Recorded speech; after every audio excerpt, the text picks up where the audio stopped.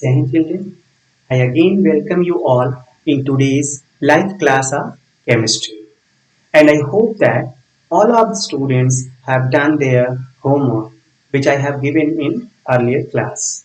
So, as the chapter structure of matter we are discussing, so come to the next part of the chapter.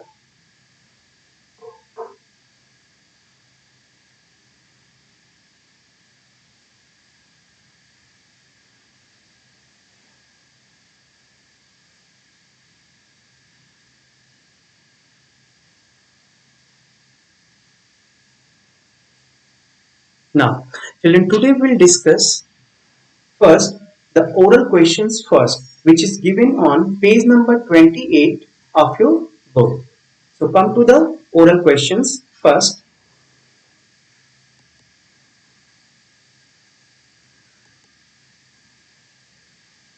Question number 1 is, what is the difference between the smallest particle of an element and the smallest particle of a compound?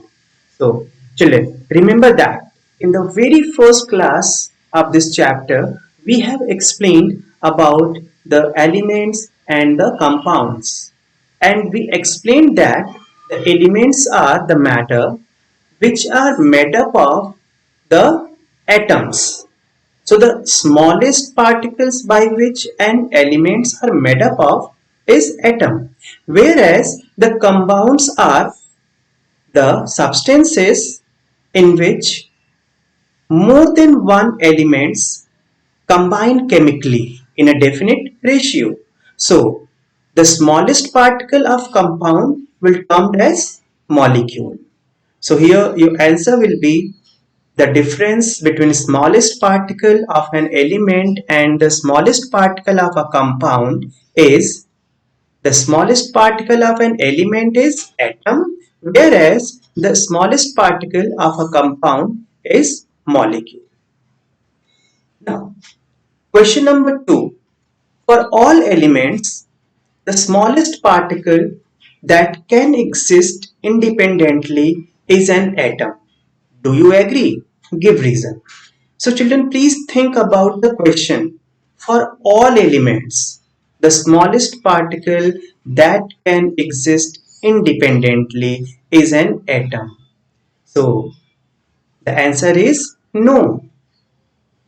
For all elements, the smallest particle that can exist independently is not an atom, because there are certain elements which are not found in free state in matter. Most of them are found in combined state. A very few are there who can exist independently. So the reason is that the atoms of most of the elements cannot exist, they not have the tendency to exist independently. They are always found in combined form, whereas there are very few elements whose particles can exist independently. The question number 3 is, most elements are found in the free state in nature. Do you agree? Give your reason. So children, again just think here the question, most elements are found in the free state. No, not most elements are found in free state. A very few elements are found in free state, whereas almost most of the elements are found in combined state, because they not have the capacity to exist independently. They not have the capacity to live in free state. So that is why a very few are found in free state in nature. Question number 4 is, a scientist found that two samples of the same compound had the same elements combined in different ratios. Was the finding correct? So children, please go through the sentence of the question and think about it. A scientist found that two samples of the same compound. Children, no same compound can be combined in different ratio. A compound always be found in the same ratio. So the finding was not correct. It is incorrect. Question number 5 is the same scientist as ever found that two samples of a mixture of the same element had the elements mixed in different ratios. Was the finding correct this time? So children, see that here. In above question number 4, it's given that the same compound is having two in samples. But here, the two samples are the same elements are taken, but their ratios are different. So we can say that the finding is correct here because the same kind of elements can mix together in different ratio to form the different compounds. Like in carbon dioxide, the carbon and oxygen is present in 1:2 ratio and it forms the compound carbon dioxide. Whereas the same these two compounds, carbon and oxygen, is present in carbon monoxide. But here the ratios are changed. They are in 1:1 ratio.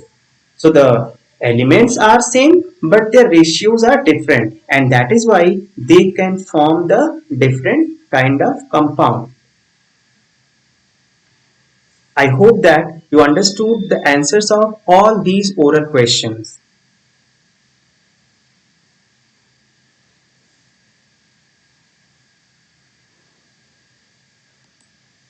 Now, children, come to the next topic of the chapter that we will start today. That is symbols. So symbols are used to represent elements. A compound is represented by a formula which contains symbols of all the elements present in a molecule of that compound. So children, remember that in language of chemistry, we also have discussed about the symbols and the same one is going to repeat it here in the chapter. So that time already I have explained you the symbols are the indications of different elements, how we represent the element. So that way to representing the elements is known as their symbols. And the symbols are going to use from previous time. Very early scientists and alchemists, they use the picture symbols to represent elements, whereas Dalton improved somewhat that and symbols get changed in place of pictures. He has suggested certain signs to show the symbols of different elements.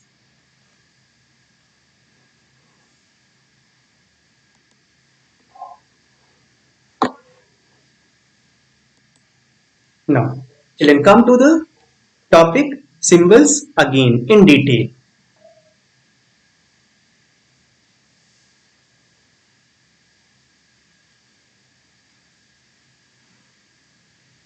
Symbols.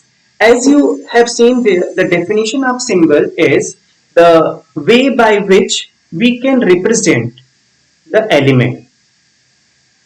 So that way is known as the symbols. Are those letters are known as the symbols of the elements. But here it's given that the symbols are used from earlier time in our country, not in just our country, everywhere, but their ways are different. Like in previous time, the scientists use the different picture symbols. And some of the picture symbols are given here. Just see that.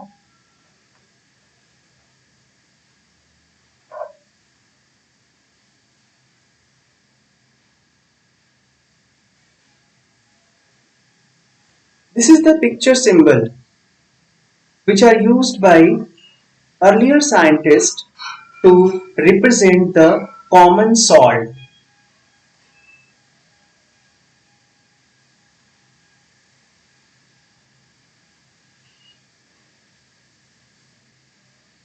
Common salt.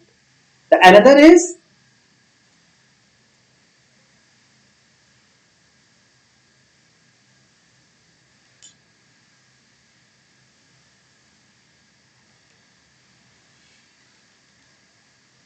this is the picture symbol used to denote the copper.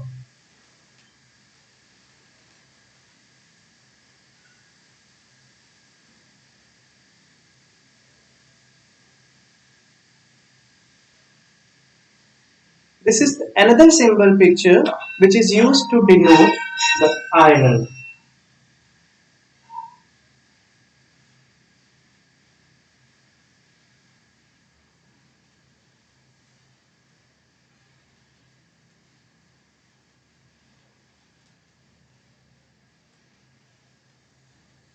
A crescent moon like picture symbol is used to denote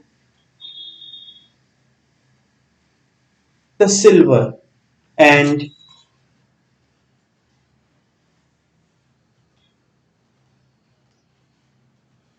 this is the picture symbol used to denote the gold. So these are the different picture symbols which are used in previous time, very early time, to denote the different elements. Common salt, copper, iron, silver, gold. But as that time, no most of the elements was discovered. So their picture symbols can be used for a very little number of elements. But as more and more elements get discovered, so it's not possible to denote all of them by using a definite picture symbol. That is why later on Dalton have improved this method to denoting the elements, and he has given some signs in place of this picture symbols.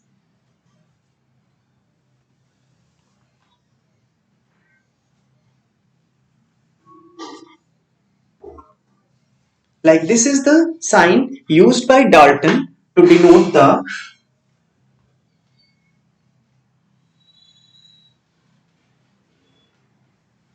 copper.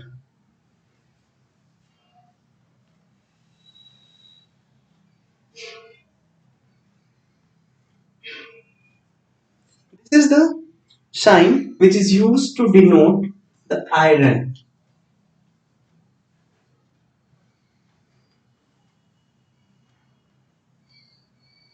This is the sign used to denote the silver.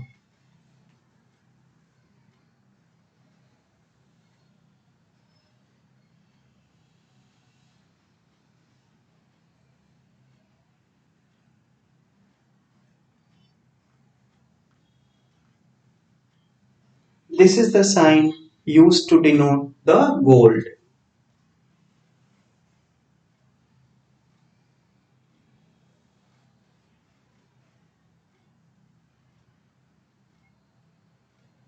Used to denote the hydrogen.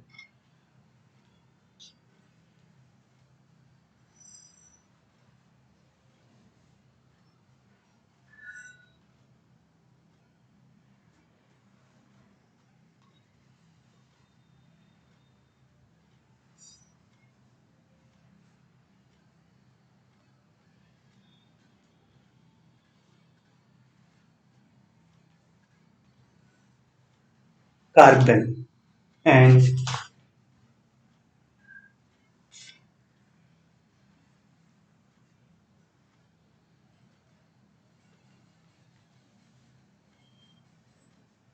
oxygen.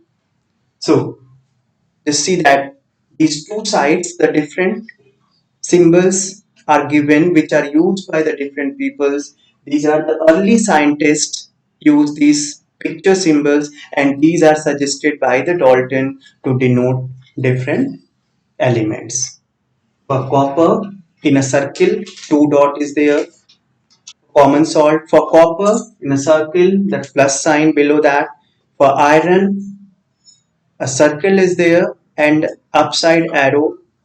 For silver, a crescent moon like shape. For gold, in a big circle, there is a small circle. And by the Dalton, to denote the oxygen, simple a circle is used. Denoting the copper, under a circle, capital C is mentioned. To denote iron, under the circle, capital I is mentioned. To denote silver, under the circle, capital S. And to denote the gold, under circle, G is mentioned. And inside this circle, the small lines are drawn. To denote hydrogen, under a circle, a dot is there in the center. And to denote the carbon, a black circle is used. So these are the symbols used by people to denote the different elements.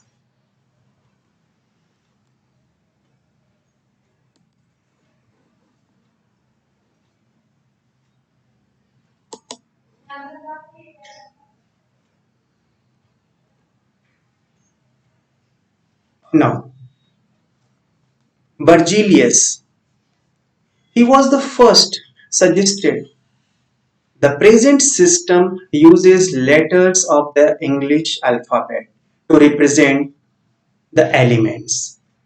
This system is as follows. Some elements are represented by using the first letter in capital of the name of the elements. For example, capital C for carbon, capital N for nitrogen, and so on. In case of names of elements who have the same initial letter, the first letter is taken in capitals together with second letter from its name. For example, Ca used for calcium, Co used for cobalt, etc. And the symbols of some elements are derived from their Latin name, not from their English name. For example, the Latin name of copper is cuprum and the symbol is Cu.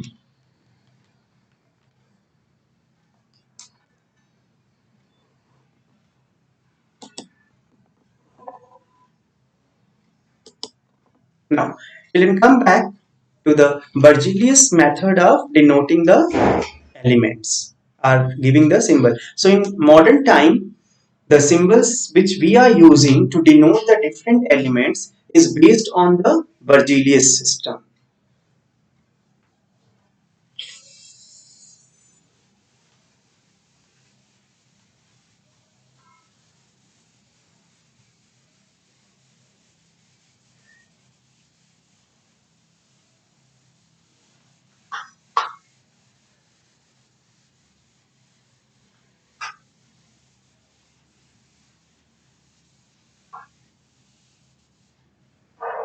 Berzelius has given certain points for symbol.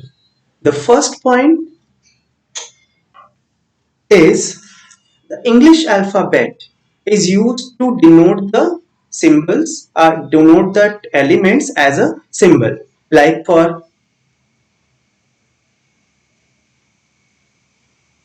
carbon, the first letter of this element, that is C,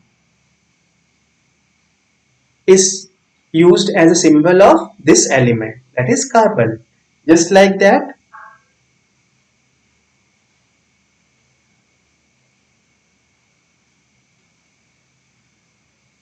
to denote the oxygen, the first letter of this element is used as a symbol, that is O.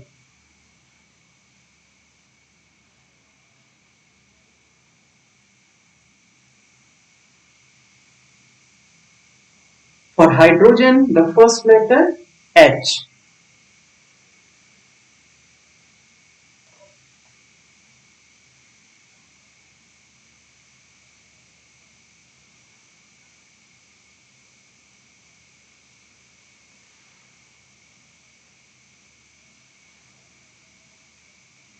For nitrogen, the first letter N.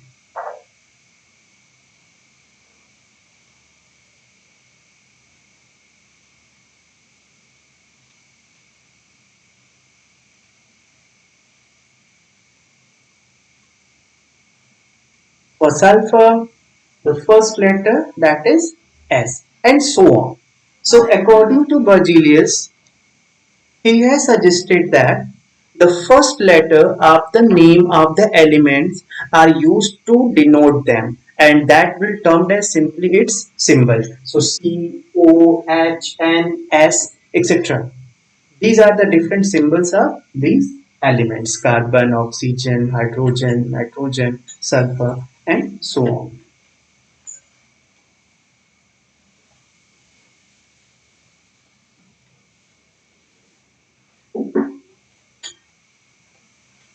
Now, the second point is that in some of the elements, only a first letter is not used to denote as a symbol.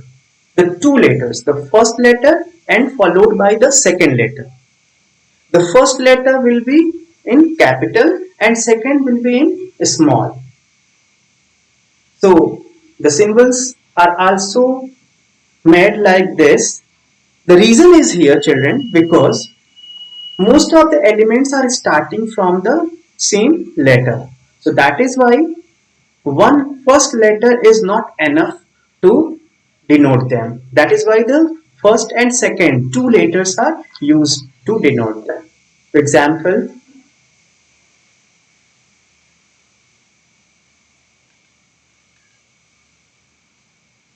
for aluminium,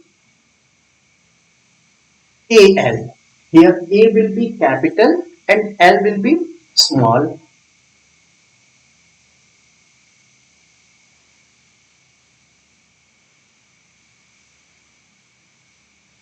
To denote the calcium, Ca. C will be capital and A will be small.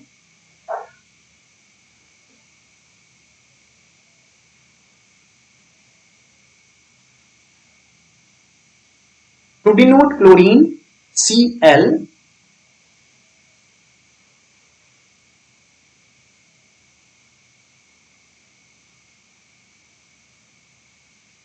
For helium, He.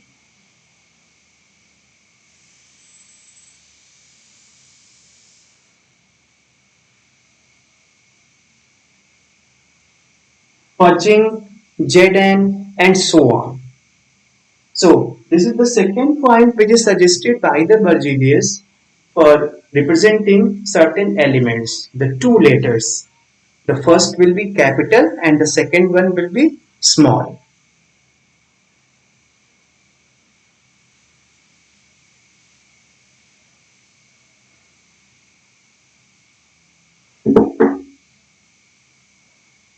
Now come to the third point about the Berzelius system of symbol.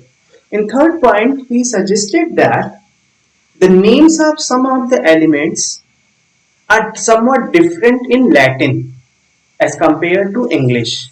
So the Latin names are used to denote their symbol. Like for iron, iron is the English name and the Latin name of iron is ferrum.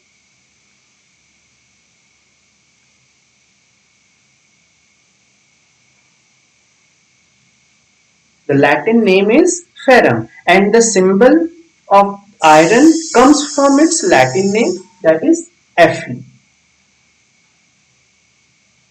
Just like that,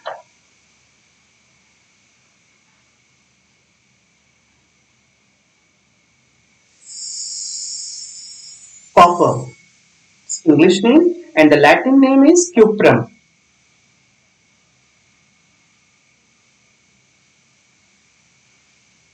And the symbol is Cu. Just like that,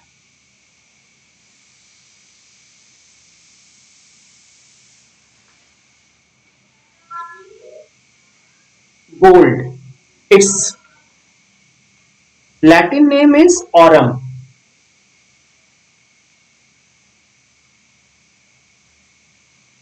and the symbol is Au.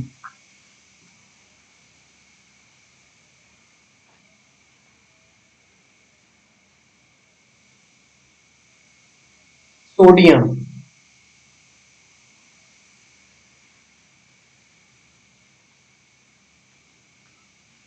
The Latin name of sodium is natrium and the symbol is Na.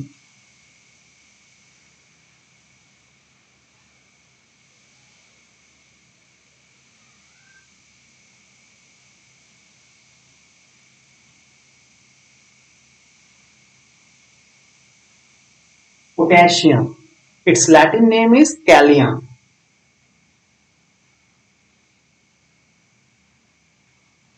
and the symbol is K.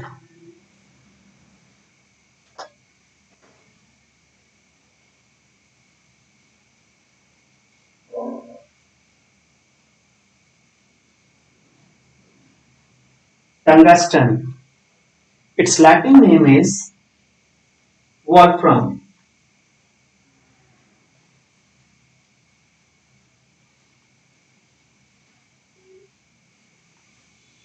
and the symbol is used as W. So these are the some of the elements whose symbols are not comes from the first two letters of their English name. It comes from the first or two letters of their Latin name. Like iron, its symbol is Fe because the Latin name is ferrum. Copper, its symbol is Cu because its Latin name is cuprum. Gold, its symbol is Au because its Latin name is aurum. Sodium, its symbol is Na because its Latin name is natrium. Potassium, its symbol is K because its Latin name is kalium. And tungsten, its symbol is W and because its Latin name is wolfram. So these are the three ways by which the different symbols are given to the all elements which are known. I hope that you understood the symbols.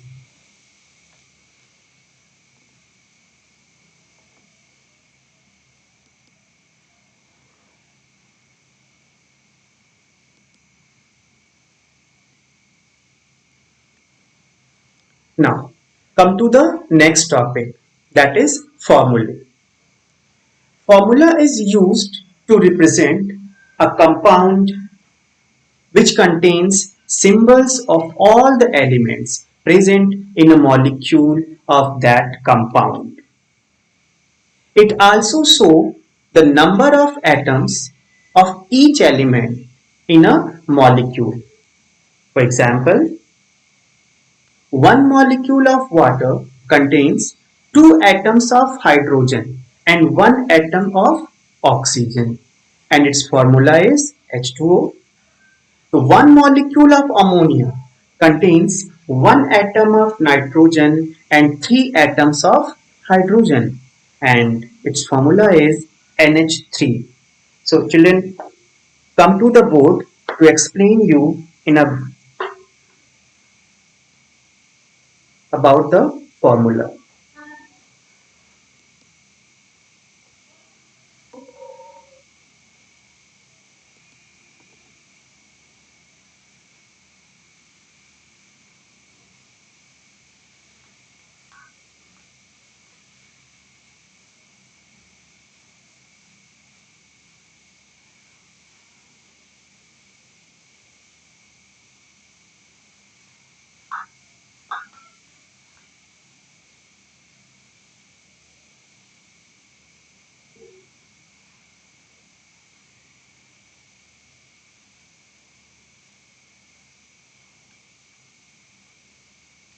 Formula.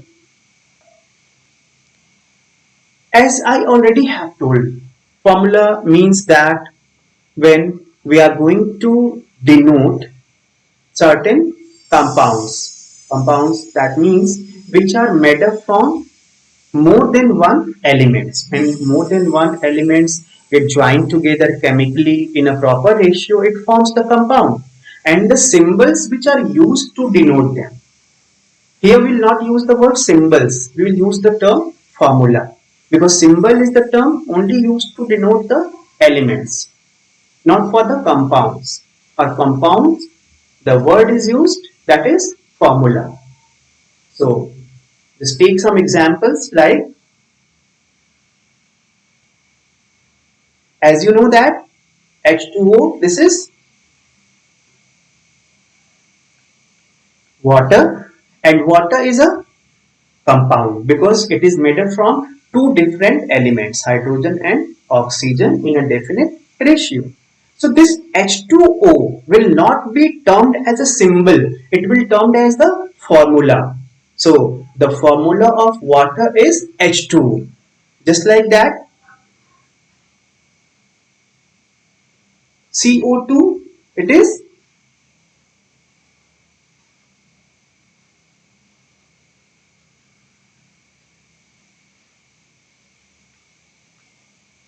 carbon dioxide, and its formula is CO2. Will not say that its symbol is CO2. Its formula is CO2.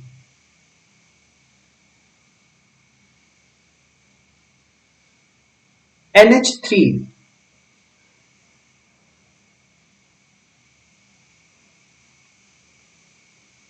This is ammonia. So the formula of ammonia is NH3. Here you have to know that the formula of any compound, like these three examples which I have given, the formula of these compounds are going to give us certain information. The first information about the elements which are used to make them, like the compound water is made up from the two elements. The first one is hydrogen and second one is oxygen. Just like that, we also know that in carbon dioxide, what are the different elements used? So, simply by having its formula, we can say that carbon and oxygen, these are the two elements used to make the compound carbon dioxide. And here nitrogen and hydrogen, because N is the symbol of nitrogen and H is the symbol of hydrogen. So these two elements are used to prepare the ammonia. So the first information we have got is the name of elements by which that compound is made up of. And the second information that we are going to get from the formula is the different elements by which it is made up of are present in which ratio. As the formula of water is H2O. So we can say that simply the two atoms of hydrogen and one atom of oxygen. These two are present in the ratio 2:1.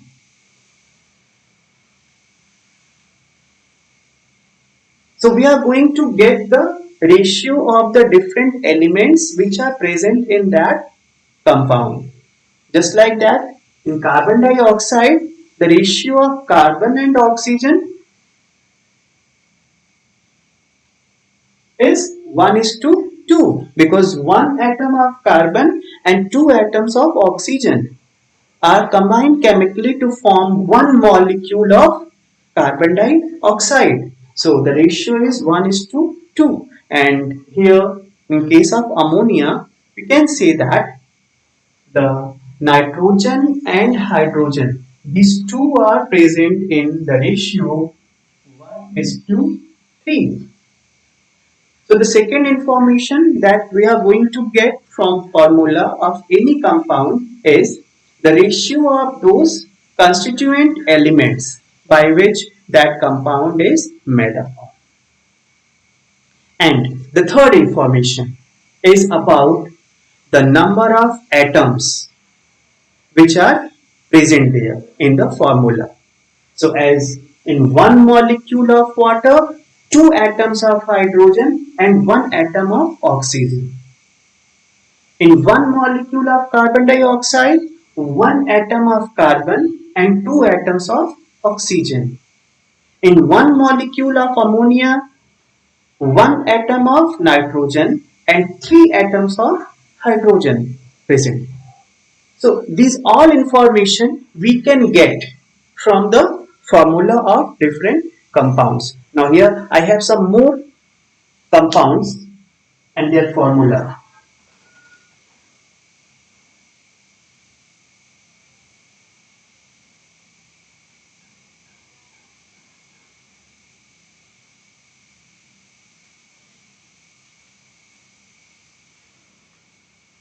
HCl, hydrochloric acid.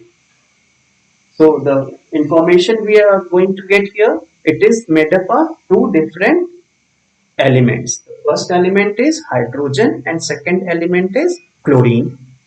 The second information, they both are present in the ratio 1:1. And the third, the number of atoms, one atom of hydrogen and one atom of chlorine, they combine chemically to give one molecule of hydrochloric acid.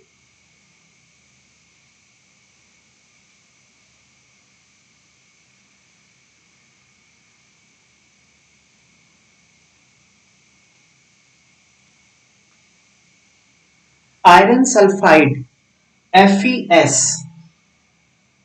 So in iron sulfide, the two different elements are present. The first one is iron and second one is sulfur. The ratio is 1:1 and the number of atoms in one molecule of iron sulfide is one atom of iron and one atom of sulfur combined together chemically and forms one molecule of iron sulfide.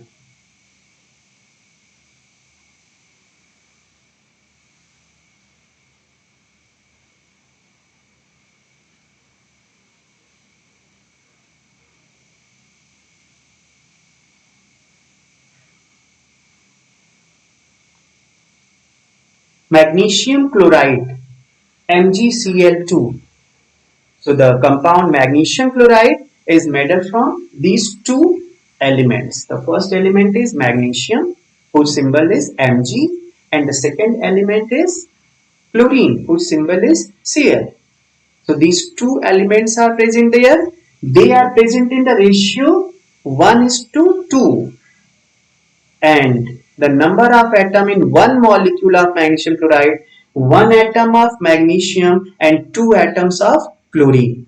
They are present in one molecule of magnesium chloride.